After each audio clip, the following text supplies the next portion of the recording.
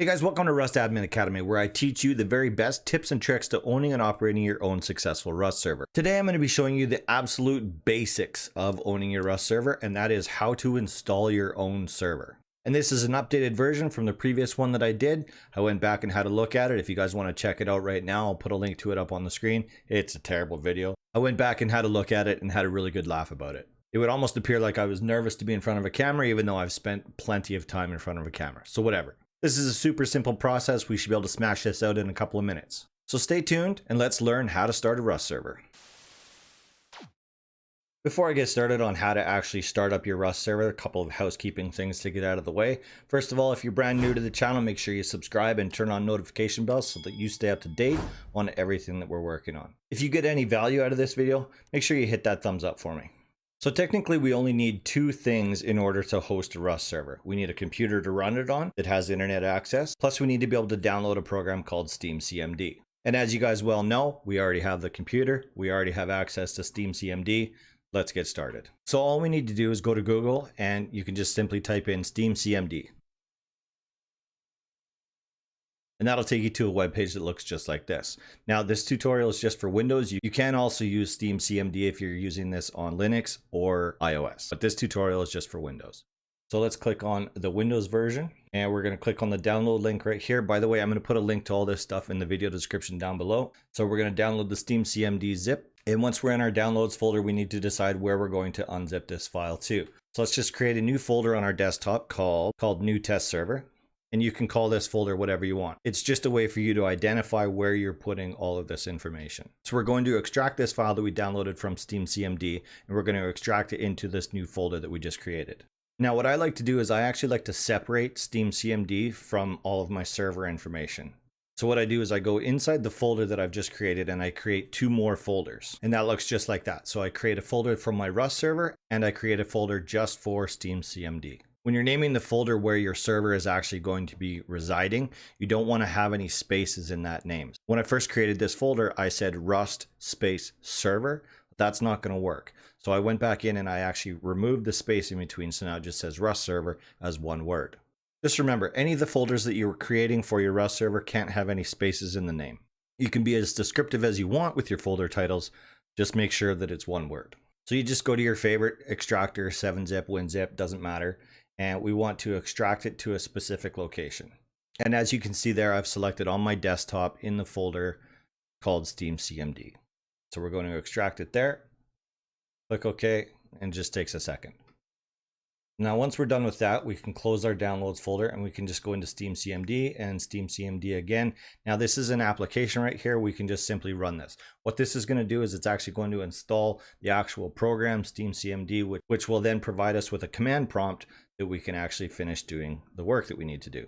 And once that's all finished, you'll see now that you have a whole bunch of more files in there that you didn't have before after the application has finished installing steamcmd. Now we need to install the actual files that are going to operate our Rust server. So after steamcmd is finished installing everything that it needs, we can actually continue to use this command prompt that you see on the screen right now to install all the files that we need to run our Rust server. So the first thing we need to do is log in to Steam. You can either log in anonymously or you can log in using your actual Steam information. It doesn't make a difference. It's just easier and you don't require a password if you log in anonymously. So that's what we're going to do today. And that command is just simply login anonymous. If you get a warning from your system asking you to access your network, obviously you want to allow it to go through. So now that we're logged in anonymously or through your Steam ID, either way, we need to tell steamcmd where we want to install the files to operate our Rust server. And as you remember from the very beginning, when I created the folder, I created one for the Rust server and one for steamcmd. So we need to go back to that. So once you're inside the folder, just click on the location bar and just copy that line. We're going to paste that in later. So now we need to tell steamcmd to install all of the required files into our Rust server folder. So the command that we're going to use is force_install_dir, which is directory. And then we can paste it in the directory that we just grabbed earlier from the folder. Okay, so now it knows where it's going. Now we need to actually do the job. And the command that we use there is app_update 258550. The 258550, it just means installing a Rust server. And then you hit enter and it'll start allocating and then downloading all of the required files. So I'm just going to let this sit for a couple minutes. We'll come back when it's done. Depending on your internet connection, this might take a couple of minutes. It might take a couple of seconds. And there we go. Once it says success, app 258550 has been successfully installed, we're done with steamcmd for right now. Don't delete it. You still need it. But for right now, we're done with that. So we can either type quit at the command line, or you can just hit the X in the top right-hand corner. And once that's done, your Rust server folder should look something like this with rustdedicated.exe in there. And if you get all these files in there, you're all set to go. However, we're not done yet. Now we have to actually create what's called a startup batch file, which you can think of as just an executable file that is actually going to run our server. So how do we create that? I'm going to show you. So just open up your favorite text editor. I prefer to use Notepad++, but really anything will work. And then you want to grab the batch template that I've pasted in the video description down below, and you just want to paste it into this document.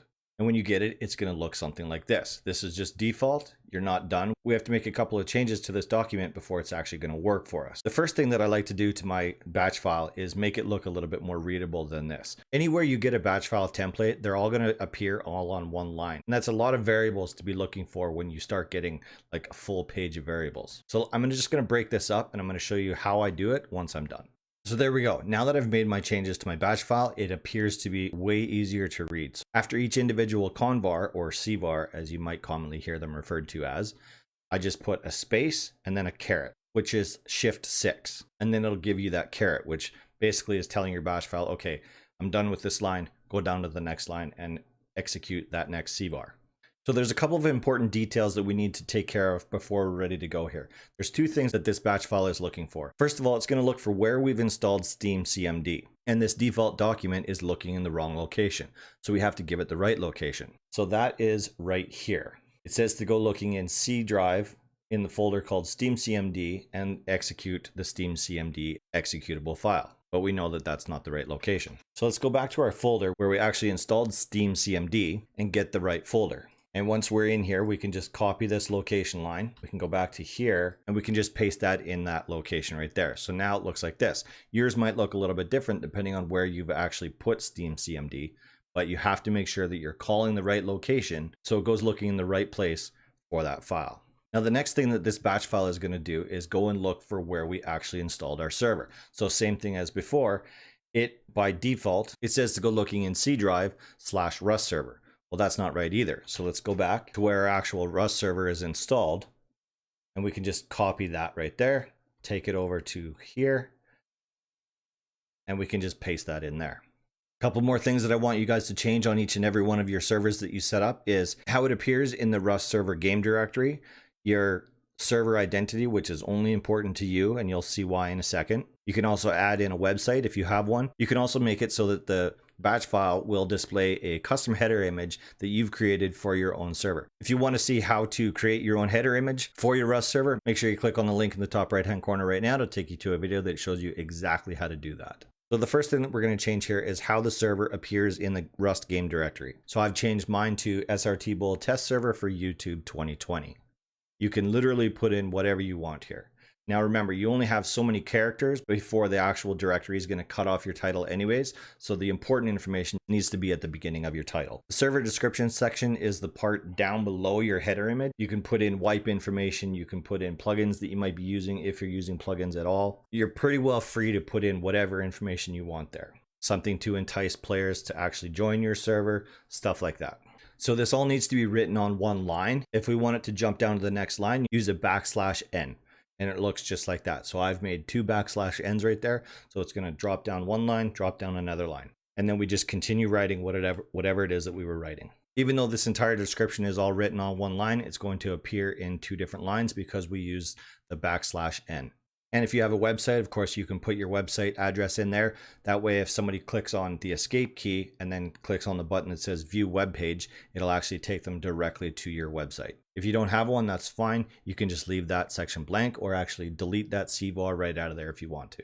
The next line is the server header image, which, like I said before, if you've never seen how to do that, I have done an extensive tutorial on how to create your own and how to insert it into your batch file so that it gets displayed to your players. Now, the server identity line, that's important, especially if you're going to be running more than one server out of this same system. So I'm just going to put that in there as test server _ YouTube, and you'll see how that's going to appear in a couple minutes once we run this batch file.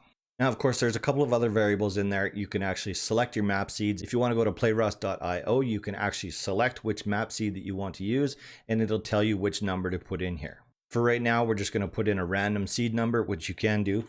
We'll just use that seed right there. It doesn't really matter. We can also change the server world size, which at the time of this document being written, the default size was 4K. That's not the case anymore. As of today, it is 4250 is the default size, so about 6% bigger than it used to be before. You can put whatever size you want in there from 1K to 6.5K.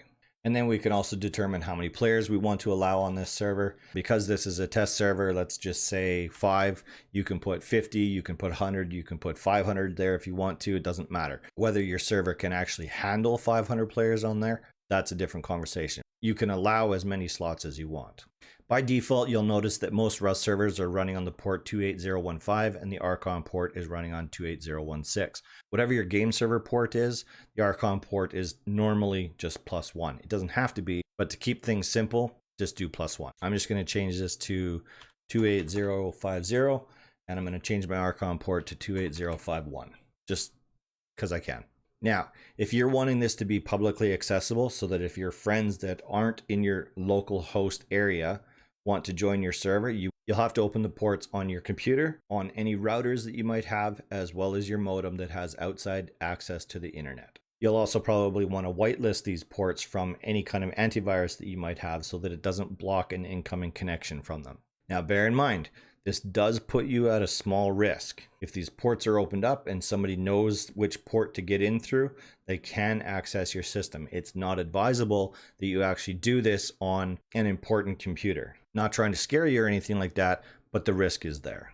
The next section there where it says procedural map in quotations, that's where you get to decide what kind of map you're going to use. Most often you're going to see servers using the procedural or procgen maps. But if you want to change it to Baron, Happus Island, or King of the Hill, you would change this procedural map to one of those three. If you're changing it to a Baron map, you can still leave your server seed in there. However, if you're going to use Happus or Savvis Island, take out the server seed selection C-bar because those two maps, they are their own server seed. But if you just want a regular procedural map generation, this is the way to go. Just leave it exactly the way it is right there.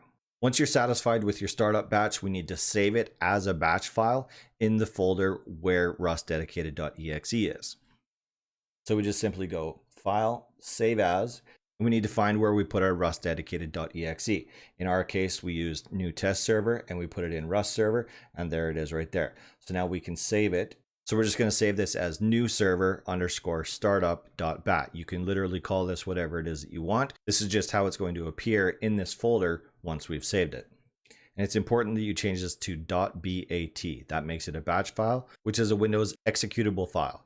Once we're done with our save, we can just minimize this and we can go back here and we can see that new server _ startup has now appeared in this folder. So let's go ahead and double click that and see what happens.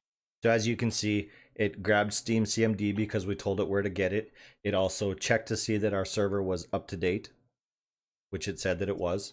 And now it's going ahead and starting up the server. If you get a Windows security prompt just like this, make sure you allow it to go through. It's just asking for permission to access your firewall. If during the startup process it feels like your server is stalling out or something like that, or it just feels like it's taking too long, just wait. As long as your batch file is set up properly, it will eventually go. Depending on your system resources available for your server, this might actually take up to like 5 minutes. You're going to see this warning come up on your screen. It's going to say that this map file does not exist. This is just your server is creating your map file. This is only going to happen the first time you start up your server or after you've wiped your server and there's no longer a map save in there. This might take a couple minutes. Don't panic. It'll go eventually. Okay, so there we go. Now our server is up and running. You can see our server title is down there. SrtBull test server for YouTube 2020, and it's a procgen map. You'll also remember that I said that I only wanted to allow 5 players into my server and that you could put in whatever number you wanted there. As you can see there, it shows you 0 of 5 players are currently in the server, which makes sense because we just started it.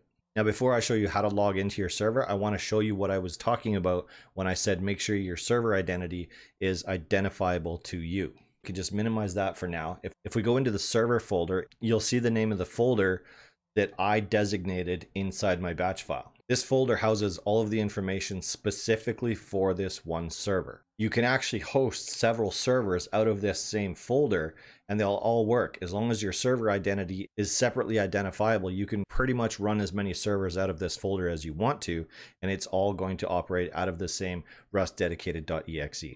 All right, so now that that's all up and running, let's log in and see how it actually looks. So if you're hosting your server from the same machine that you're going to be playing on, there's a specific command that you need to use because you may not necessarily be able to search for it in the regular game directory. So to access the console to enter in that command, you just hit F1 and that'll bring up your Rust console. In there, we want to type in client.connect space localhost colon and then whatever port we designated in our batch file. In my case, it was 28050, so I just need to change that. And that'll connect our game to the server as long as the server is hosted on the same machine that we're playing on. If you're hosting the server on a different machine, even if it's in the same house, you can't connect to it like this. You have to actually connect to it using that computer's IP address. And that's what that looks like right there. So you still use client.connect, and then instead of localhost, you would put in the IP address of the computer that you're using or the virtual machine like I am in my case, and then colon with the same port that we designated in our batch file. We hit enter and it starts connecting to our server. We can just hit F1 to make the console go away. And here we are, we're loading into our server. All right, so here we go. Now we're loaded into our very own server. And if you want to see that this is the server that we actually just created, I'll show you what it looks like from the console. And there you can see there it says krod has spawned, krod has joined from blah, blah, blah, blah, blah. That's how you know that I'm actually in the server that we just created. Now, two of the things that most people want to do when they create their own server is they want to be able to fly around and they want to be able to spawn items in. And as you can see right now, if I go over to the items section, I can't spawn anything in. It just doesn't do anything. You can click on that same as you would on any other regular server, and it just doesn't give you those items. So I'm going to show you how to make it so that you can spawn items as well as be able to fly around the map. So to do that, we have to actually go back to the console and we have to actually make ourselves the owner of this server. And because it was me that just logged in last, and that happens to be the last line on there, I'm just going to grab my Steam64 ID right there. So the command that we're going to use to make ourselves the owner is owner ID space, and then enter in your Steam64 ID, which if you don't have that, there's a couple different ways that you can do that. If you're logged into the server,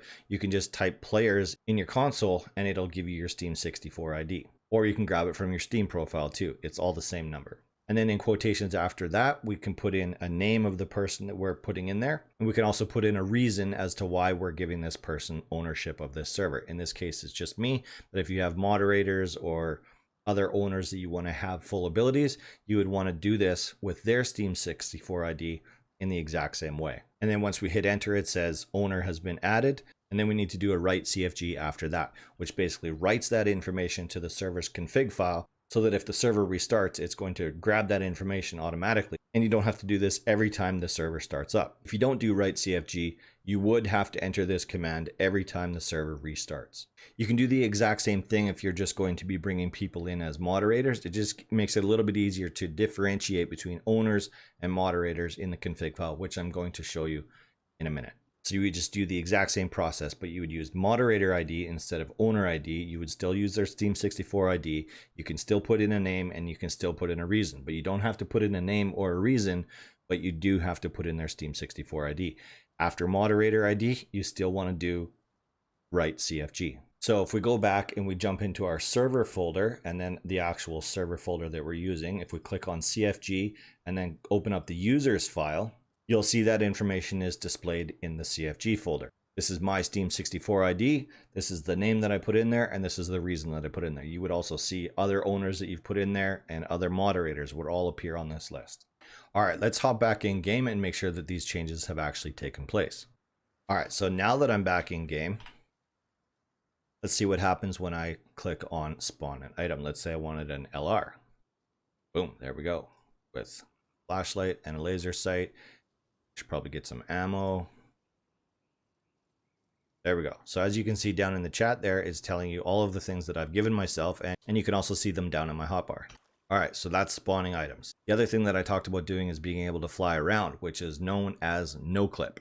So we can go into our F1 console and just type no clip just like that, no space, just no clip, and hit enter. Now you can see I'm flying around. If you ever want to stop no clipping, you do the exact same thing again. Just enter no clip again, and once you hit enter, you'll see me fall from the sky. just like that. Now, what I suggest that you do is bind that command to a key. So in order to do that in the F1 console, you want to do bind and then pick whatever key it is that you want to use the no clip with. And it should look something like that. So in this case, this would bind the key L, the no clip. So now, as you can see, I'm just running around like normal. And if I just hit my L key, now I'm flying. If I hit L again, I'll start falling and I'll die if I hit the ground.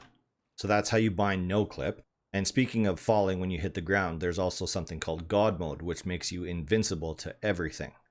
So to do that, you just go to your F1 console, you type God true or God 1. Either way works. And the console will report back global God equals true. So now if I fly up in the air and drop and hit the ground, I won't die. Just like that. Broke my cankles though. Another helpful command as owners or moderators is ent kill, which is basically entity kill. If we're looking at an entity that we want to kill, go into our F1 console and just type ent space kill. You'll see that it destroys that item right there. And you can use that command on just about anything. You can take out trees, you can take out nodes, you can take out animals. You can't take out prefab buildings or monuments or anything like that, but just about anything else you can take out with ent kill. And same thing as no clip, I suggest that you bind that to a key so you can just look at an item and hit that whatever key you bound that to and it kills that item.